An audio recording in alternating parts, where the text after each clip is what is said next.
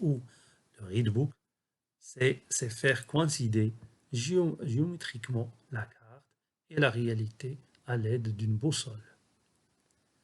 Cette manipulation sert à exploiter une carte pour s'orienter. Autant dire là encore que c'est primordial.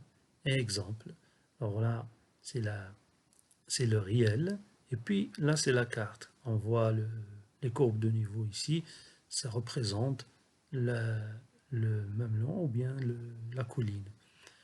Là, c'est la rivière, et puis là, c'est la forêt. C'est là. Et puis des courbes de niveau, parce que la forêt, elle est en hauteur. Comment faire l'orientation de la carte? 1. Repérer le nord de la boussole, le nord partie rouge de l'aiguille. 2. Repérer le nord magnétique de la carte. Attention, si votre carte est vieille, vous devez retracer le nord magnétique en fonction de la date. Alors on trouve la date de la carte toujours dans les extrémités ou bien dans la légende. Et on peut ajouter les déviations, les inclinaisons pour avoir une idée et retracer le nord magnétique. Alors si on a une carte actuelle, ça veut dire même s'il a 10 ans ou bien jusqu'à 20 ans, c'est pas un problème, parce que la déclinaison sera ignorée. On peut se contenter avec le nord magnétique existant. C'est dans les parallèles de la carte. Posez la boussole sur la carte, non loin du nord magnétique de la carte, c'est-à-dire en parallèle des parallèles, de la carte. Alors les deux nords ne sont pas parallèles, on tourne.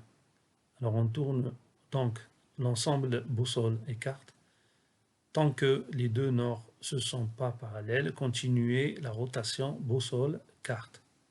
C'est la même manipulation. 4 et 5, c'est la même chose, jusqu'à ce que les deux nords sont parallèles. C'est-à-dire le nord de la boussole et le nord magnétique de la carte. Quand ils sont en parallèle, la carte est donc orientée. Voilà les figures. Attention, une fois la carte orientée, il doit rester figé. Plus aucune rotation ni admis. Alors là, au début, on va orienter la boussole. Ça nous montre le nord, avec le côté rouge. On va la mettre ici, et on va la mettre sur la carte. Et on va pivoter. Regardez là. On va pivoter les deux jusqu'à ce que le nord magnétique, le nord de la boussole, soit pas parallèle avec le nord de la carte. Et ça va donner, vers la fin, ça va donner ça. Ce qui veut dire que la carte ici est orientée. Vous voyez, la carte elle est orientée. Maintenant, ce qui se trouve à gauche de vous est aussi à gauche sur la carte. Quand la carte, bien sûr, est orientée.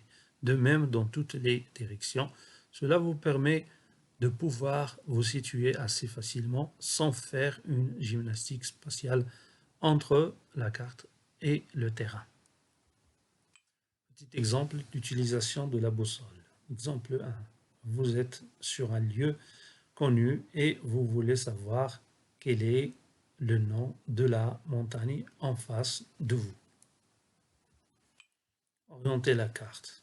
Comme expliqué précédemment, pendant toute manipulation, on devrait en aucun cas faire pivoter la carte.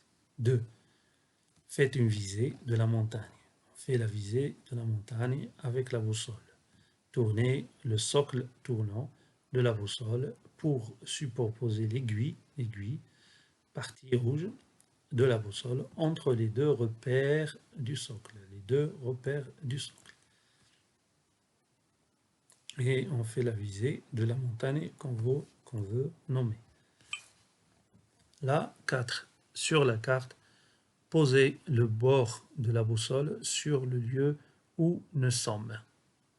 Le lieu où nous sommes, on pose la boussole.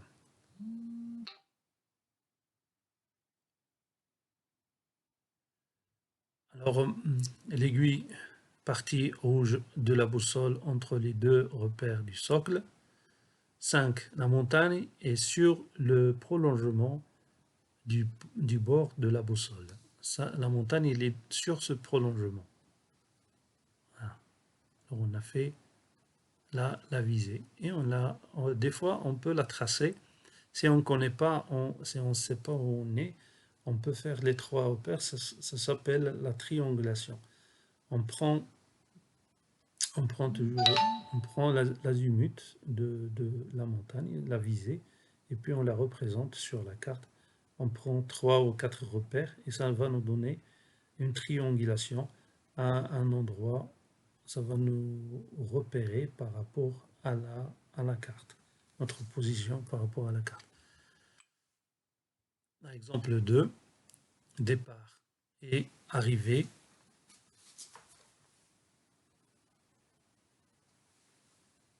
Le cas est le suivant. Vous êtes au bord d'un lac. Le chemin n'est pas visible. Vous voulez arriver sur le rang rouge indiqué sur la photo. Vous êtes dans le départ ici, à côté d'un lac, et vous voulez partir à l'arrivée sur la carte.